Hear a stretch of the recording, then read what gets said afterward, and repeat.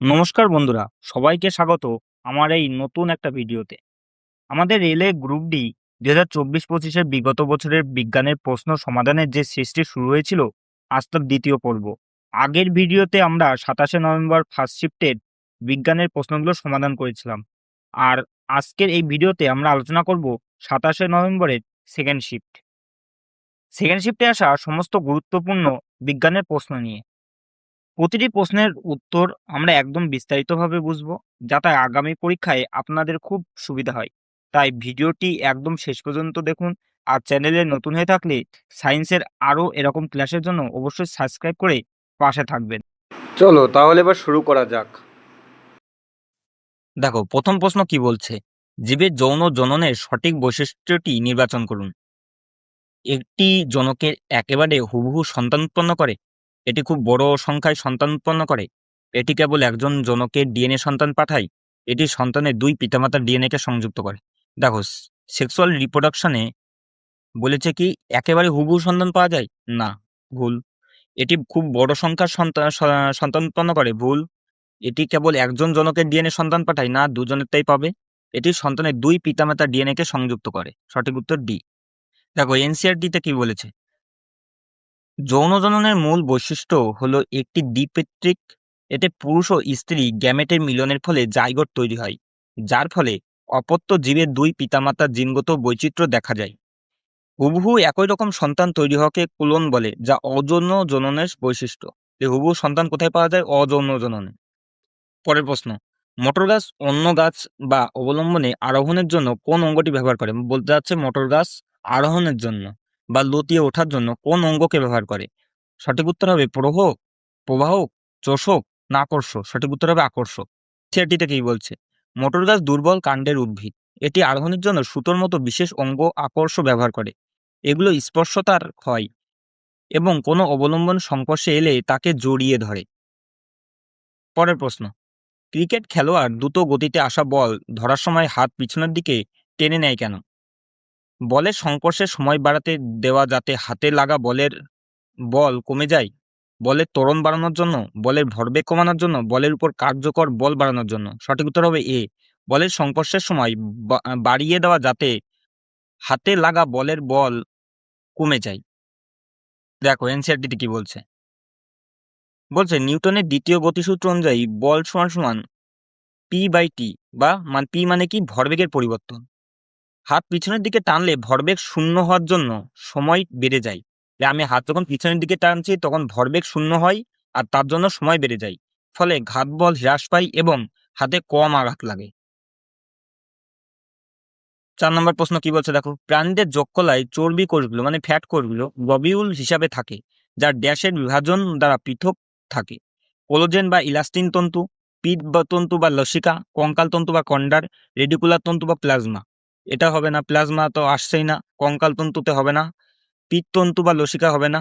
Collagen এবং elastin তন্তু এক ধরনের প্রোটিন পাওয়া যায় চর্বি কোষগুলিতে, তাহলে সঠিক উত্তর হবে কি? কোলোজেন বা ইলাস্টিন তন্তু। দেখো, এনসিআরটিতে কি বলেছে, মেদকলা বা অ্যাডিপোস টিস্যুতে ফ্যাট কোষগুলো কোলোজেন বা ইলাস্টিক নামক প্রোটিন তন্তু দ্বারা তৈরি কানেকটিভ টিস্যুর আবরণের মাধ্যমে লবিউলে বিভক্ত থাকে।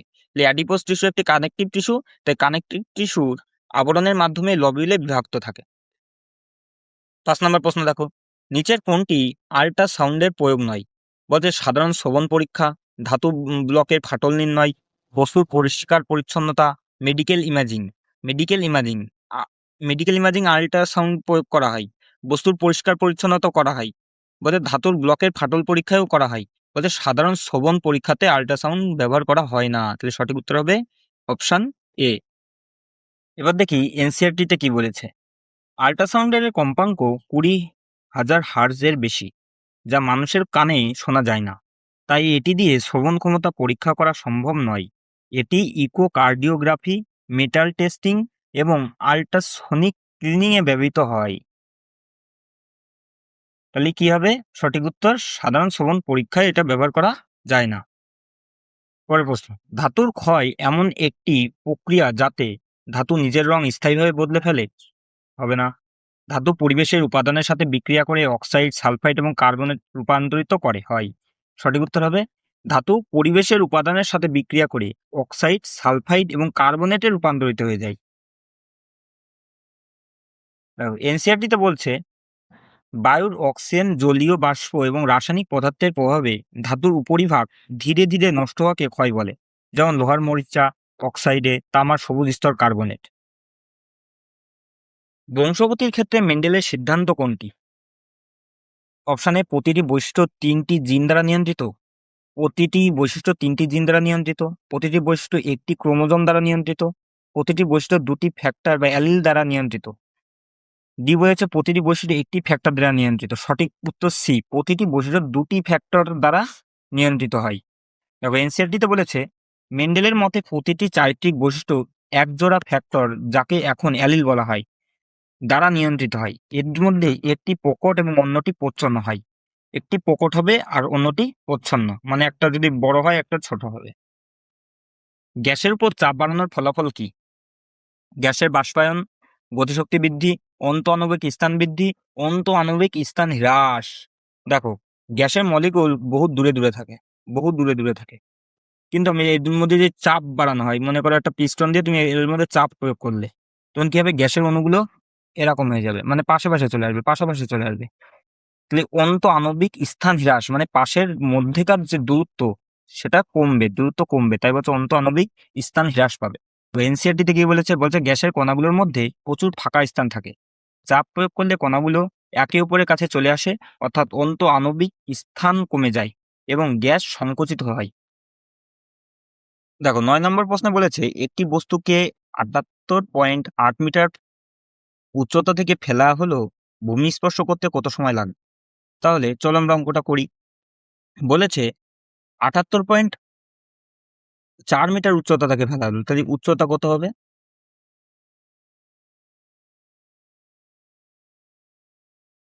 মিটার। ভূমি স্পর্শ করতে কত সময় লাগবে? এখানে আমার টাইম চেয়েছে। আমি বেগ বেগ বলে দিই, নিতে বেগটা আমি 0 ধরবো, তাহলে আমি এই সূত্রটাকে ব্যবহার করতে পারি, গতির তৃতীয় নম্বর সূত্র, দ্বিতীয় নম্বর সূত্র, এস সমান ইউটি প্লাস হাফ ইন্টু এটি স্কোয়ার। এস এর মান কত এখানে? এস মানে সরণ, সরণের মান হচ্ছে তোমার 78.4 মিটার, তাহলে 78.4 সমান ইউটি, ইউ মানে আমি 0 ধরবো, ইউ সমান সমান 0, তাহলে পুরো মানটা 0 হয়ে যাবে, প্লাস হাফ ইন্টু এর মান কত বলেছে বইয়ে? 9.8 গুণ টি জানি না, তাহলে কাটাকাটি যদি করি,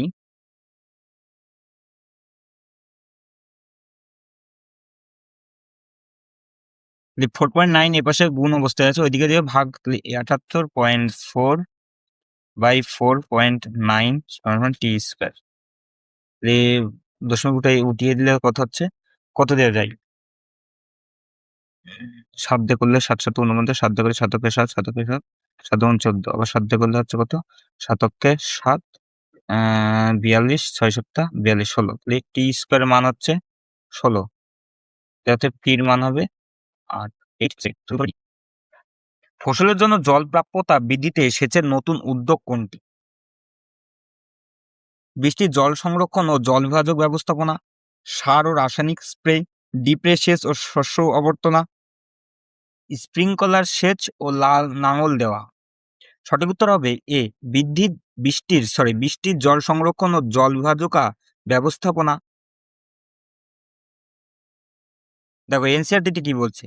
দীর্ঘমেয়াদী জল প্রাপ্যতার জন্য বৃষ্টির জল ধরে রাখা এবং ভূমিক্ষয় রোধ করে ভূগর্ভস্থ জলস্তর বাড়ানোই আধুনিক ও টেকসই পদ্ধতি।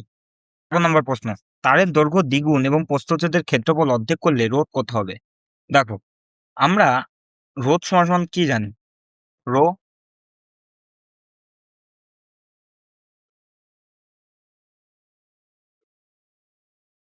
Rho length by area. যদি বলছে দৈর্ঘ্য দ্বিগুণ করব, তাহলে আমরা দৈর্ঘ্য দ্বিগুণ করি, এটার কোনো পরিবর্তন হবে না, তাই দৈর্ঘ্য 2L করলাম। আর প্রস্থচ্ছেদের ক্ষেত্রফল অর্ধেক করলে রোধ কত হবে? তাহলে ক্ষেত্রফল অর্ধেক, তাহলে ক্ষেত্রফল হয়ে যাবে A/2। তাহলে রোধ কত হবে দেখি এবার?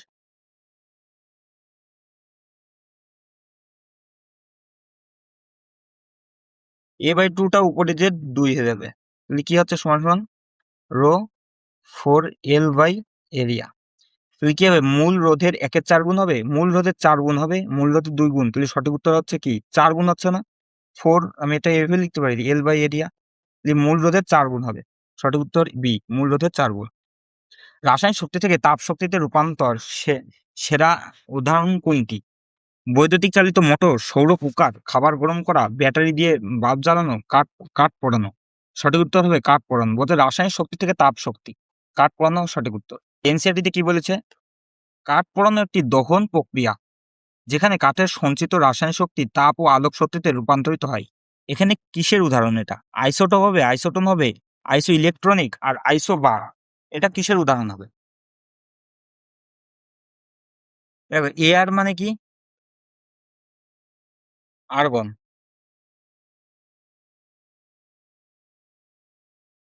সিএ মানে কি? ক্যালসিয়াম।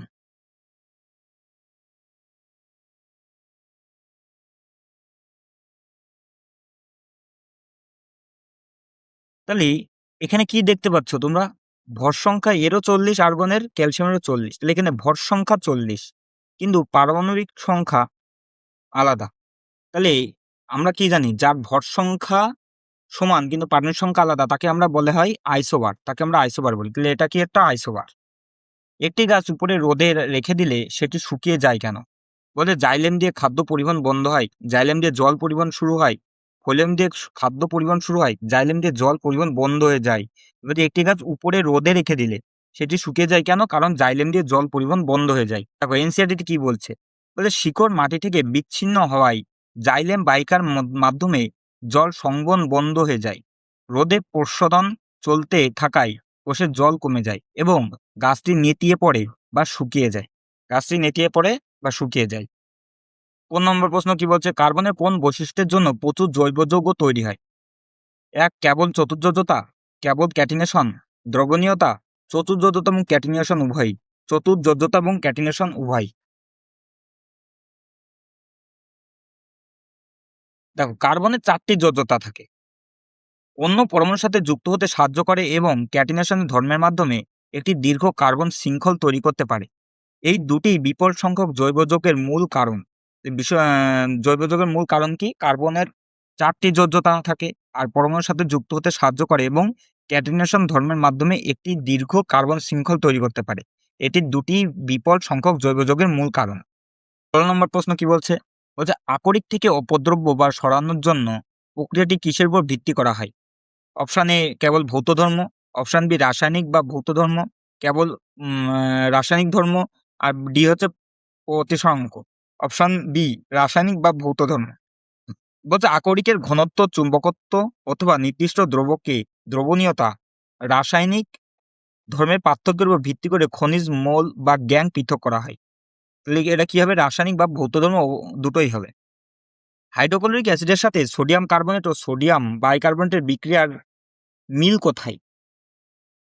বলতে কার্বন মনোক্সাইড উৎপন্ন হয়, হাইড্রোজেন গ্যাস উৎপন্ন হয়, হাইড্রোজেন কার্বনেট তৈরি হয়, সোডিয়াম ক্লোরাইড উৎপন্ন হয়।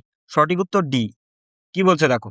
বলতে ধাতুর কার্বনেট বাইকার্বনেটের সাথে অ্যাসিড যখন বিক্রিয়া করে তখন উৎপন্ন কি করে? লবণ, জল ও কার্বন ডাইঅক্সাইড। ক্ষেত্রে উৎপন্ন লবণটি হলো NaCl, সোডিয়াম ক্লোরাইড। তাই হচ্ছে হাইড্রোক্লোরিক অ্যাসিডের সাথে সোডিয়াম কার্বনেট ও সোডিয়াম বাইকার্বনেটের বিক্রিয়ায় মিল কোথায়? কারণ ক্ষেত্রে কি তৈরি হবে? লবণ তৈরি হবে। সেই লবণটা কিসের? NaCl। কোনটি পরিমাপযোগ্য ধর্ম ও তার এসআই এককের সঠিক জোর? এ আয়তন ঘন সেন্টিমিটার, চাপ নিউটন, তাপমাত্রা ক্যালোরি, ডি ঘনত্ব হচ্ছে কিলোগ্রাম প্রতি কিলোমিটার। সঠিক উত্তর হবে ডি, ঘনত্ব কিলোগ্রাম প্রতি ঘনমিটার। ঘনত্বের একক কি? KG by metre cube. 19 number প্রশ্ন, ঘর্ষণ সংক্রান্ত 3টি পর্যায়ে বলের অবস্থা কি? 1 হচ্ছে ব্লক নড়ছে না, ঠিক পিছলে পড়া শুরু করছে, 3 স্থির বেগে চলছে। বলছে ঘর্ষণ ভারসাম্যহীন, 2 ভারসাম্যবিহীন, 3 ভারসাম্যহীন। সঠিক উত্তর বি, সঠিক উত্তর ভারসাম্যযুক্ত। ব্লক নড়ছে না মানে ভারসাম্য আছে, নড়ছে না মানে এক জায়গায় স্থির আছে। 2 ভারসাম্যহীন, ঠিক পিছলে পড়া শুরু করছে। পিছলে পড়ছে কখন? যখন ভারসাম্য হারিয়ে ফেলছে। আর স্থির বেগে চলছে, ভারসাম্যযুক্ত। পড়ছেও না, দাঁড়িয়েও নেই, ভারসাম্যযুক্ত মানে ভারসাম্য আছে, স্থির অবস্থায় চলছে। দেখো এনসিইআরটি তে বলছে যতক্ষণ নড়ছে না ততক্ষণ প্রযুক্ত বল ও স্থির ঘর্ষণ বল সমান অর্থাৎ ভারসাম্য। যখন চলা শুরু করে তখন নেট বল থাকে ভারসাম্যহীন। যখন স্থির বেগে চলে তখন প্রযুক্ত বল ও চল ঘর্ষণ বল সমান হয় ভারসাম্য। উত্তর লেন্সকে অভিসারী লেন্স বলা হয় কেন? এটি সমান্তরাল আলোক রশ্মিকে এক বিন্দুতে মিলিত করে। এটি আলো বাঁকায় না। এটি সর্বদা অসৎ প্রতিবিম্ব তৈরি করে। এটি আলোক রশ্মিকে দূরে সরিয়ে দেয়। দেখো উত্তর লেন্স, এটা হচ্ছে উত্তর লেন্স, এটা হচ্ছে অপটিক্যাল সেন্টার, এটা মুখ্য ফোকাস। এখানটা হচ্ছে কি ফোকাস 1 এন্ড 2f1, এখানে ফোকাস 2 এন্ড 2f2। যখন কোনো আলোক রশ্মি আসে সমান্তরাল তখন সেটা ফোকাস দিয়ে যায়। তখন সেটা কোথাতে যাবে? ফোকাস দিয়ে যাবে। যে কোনো আলোক রশ্মি যাবে ফোকাস দিয়ে যাবে, যাবে ফোকাস দিয়ে যাবে। যদি দেখ এক জায়গায় মিলিত হয় তাহলে কি বলছে? এটি সমান্তরাল আলোক রশ্মিকে একটি বিন্দুতে মিলিত করে, একটা বিন্দুতে মিলিত করে, তাই একে বলে কনভার্জিং লেন্স বা অভিসারী লেন্স। কোষে কোষ প্রাচীরের অবস্থান কোথায়? 1 প্রাণী কোষের প্লাজমা পর্দার ঠিক ভিতরে, 2 উদ্ভিদ কোষের প্লাজমা পর্দার ঠিক ভিতরে, উদ্ভিদ কোষের প্লাজমা পর্দার ঠিক বাইরে। লিখবি সঠিক উত্তর হবে উদ্ভিদ কোষের প্লাজমা পর্দার ঠিক বাইরে। কোষের কোষ প্রাচীরের অবস্থান কোথায়? উদ্ভিদ কোষের প্লাজমার পর্দার ঠিক বাইরে। দেখো উদ্ভিদ কোষে দুটো পর্দা থাকে। আমরা বাইরেটাকে বলা হয় কোষ, কি বলি? কোষ প্রাচীর বা সেল ওয়াল। আর ভিতরটা হচ্ছে কোষ পর্দা বা প্লাজমা মেমব্রেন।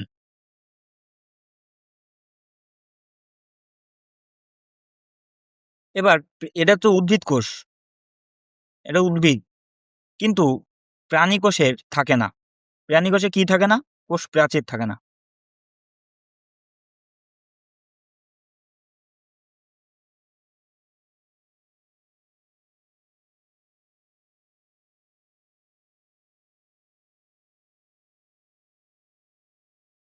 গাঢ় সালফিউরিক অ্যাসিডের নির্জলক বলা হয় কারণ এটি নিচের কোনটি থেকে জল শোষণ করে?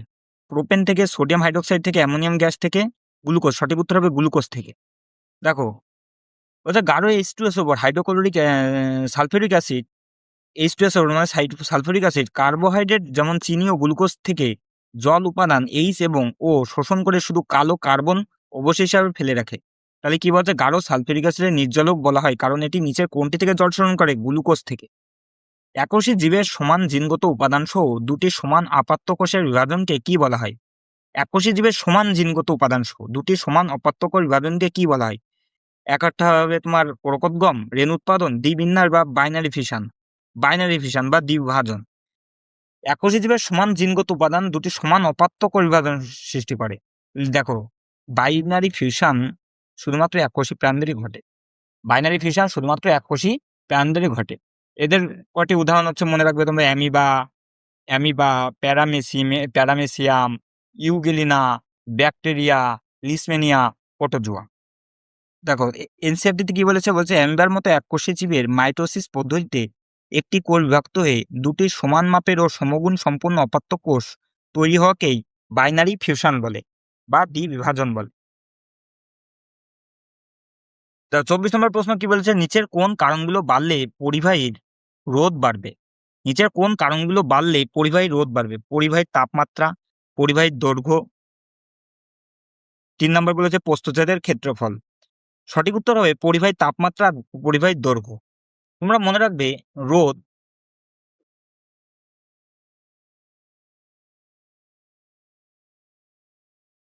দৈর্ঘ্যের সমানুপাতিক।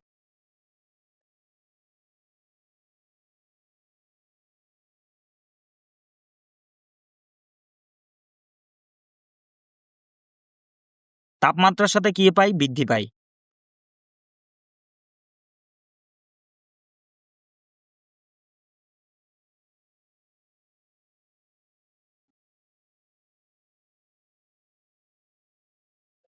তাই রোধ দৈর্ঘ্যের সমানুপাতিক তাপমাত্রার সাথে বৃদ্ধি পায়। এই তাপমাত্রা তাহলে বাড়ছে, তাই রোধও বাড়বে। আর পরিবাহীর দৈর্ঘ্য বাড়লে রোধও বাড়বে। এ দেখো আর রোধ সমান সমান rho rho is equal to rho গুণ L বাই এ। তার মানে দৈর্ঘ্য বাড়লে রোধ বাড়বে, কিন্তু যদি ক্ষেত্রফল বাড়ে তাহলে কি হবে? রোধ কমবে। 25 নম্বর প্রশ্ন দেখো, নতুন কার্টেসীয় চিহ্ন প্রথা বা সাইন কনভেকশন অনুযায়ী বস্তু লেন্সের কোথায় রাখা হয়? দেখো, সাইন কনভেকশন নিয়ম অনুযায়ী বস্তুকে সবসময় যখন লেন্সের বাম দিকে রাখা হয়, বাম দিকে রাখা হয়। তার জন্য ইউ সবসময় কি আসে? আমাদের ইউ এর মান সবসময় নেগেটিভ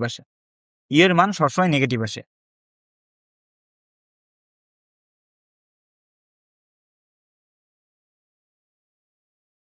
তো বন্ধুরা, এই ছিল আমাদের রেলওয়ে গ্রুপ ডি 2024-25-এর 27শে নভেম্বরের সেকেন্ড শিফটে আসা বিজ্ঞানের সমস্ত প্রশ্ন ও তার বিস্তারিত সমাধান। আশা করি আজকের ক্লাসটি আপনাদের প্রস্তুতিতে অনেক সাহায্য করবে। কোনো প্রশ্ন নিয়ে যদি কোনো রকম খটকা বা ডাউট থাকে, নির্দ্বিধায় নিচে কমেন্ট করে আমাকে জানাতে পারেন। ক্লাসটি ভালো লেগে থাকলে অবশ্যই একটা লাইক করবেন এবং আপনার বন্ধুদের সাথে যারা এই পরীক্ষার প্রস্তুতি নিচ্ছে তাদের সাথে শেয়ার করতে ভুলবেন না। এর পরের ভিডিওতে আমরা নিয়ে আসব এর পরবর্তী শিফটের বিজ্ঞানের প্রশ্নগুলো। তাই সেই ক্লাসগুলো মিস না করতে চাইলে এখনই বিজ্ঞানব্রত চ্যানেলটিকে সাবস্ক্রাইব করে পাশে থাকা বেল আইকনটি প্রেস করে রাখুন। আর লাইক করতে ভুলবেন না।